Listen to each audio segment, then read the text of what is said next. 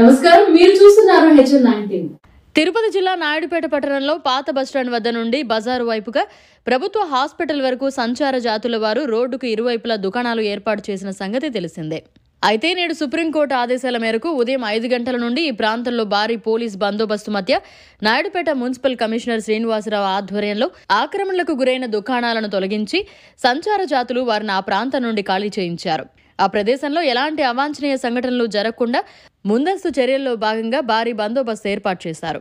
Naidupeta DSP Rajagopal Reddy పర్యవేక్షణలో నాయుడుపేట పోలీసులే కాకుండా సూలూరుపేట, గూడూరు, శ్రీహరికోట, శ్రీకాళహస్తి, దొరవారి సత్రం, ఓజిలి, పెళ్లకూరు మండలాల పోలీసులు భారీ సంఖ్యలో అక్కడికి చేరుకుని సుప్రీంకోర్టు ఆదేశాల మేరకు నాయుడుపేటలో ఆక్రమణలను తొలగించారు. ఈ కార్యక్రమంలో మున్సిపల్ కార్యాలయం సిబ్బంది, పలువురు అధికారులు పాల్గొన్నారు.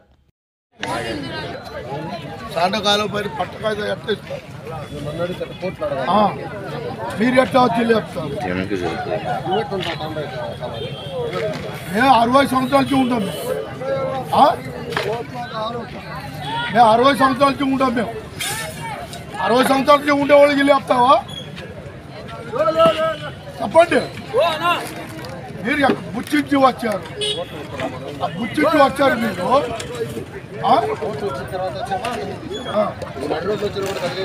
అందుకోసమే మాకేమంటాయి అందరికి ఇచ్చేది పట్టలేదు. 5 ఈరోజు నాయుడుపేట పురపాలక సంఘ పరిధిలో బస్టాండ్ వద్ద నక్కల కమిటీ వాళ్ళని ఎంక్రోచ్మెంట్ క్లియర్ చేయడం జరిగింది. గౌరవ సుప్రీంకోర్టు ఆదేశాల మేరకు ఈ చర్యలు చేపట్టాము. పోలీస్ సిబ్బంది, రెవెన్యూ సిబ్బంది సహకరించారు, వారికి ధన్యవాదాలు. నక్కల కమ్యూనిటీ వాళ్ళు కూడా సహకరించారు, వాళ్ళకి కూడా ధన్యవాదాలు. వాళ్ళకి నా విజ్ఞప్తి ఏంటంటే, పురపాలక సంఘ పరిధిలో పార్కు వద్ద, టీవీఎస్ హాస్పిటల్ వద్ద, అన్నా క్యాంటీన్ వద్ద రకరకాల స్కూడలలో పెట్టుకొని వాళ్ళ వ్యాపారాలు చేసుకోవాల్సిందిగా నా విజ్ఞప్తి.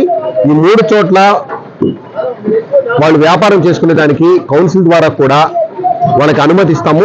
రోడ్డు మార్జిన్ వ్యాపారస్తులు సుప్రీంకోర్టు డైరెక్షన్స్ కూడా ఉన్నాయి. రోడ్డు మార్జిన్ లో ఎవరికి ఇబ్బంది లేని చోట ఎక్కడైనా సరే ఆ కమ్యూనిటీ పెట్టుకొని బతికేదానికి అవకాశం ఉన్నది. ఆ ఉత్తర్వులు కూడా ఉన్నాయి.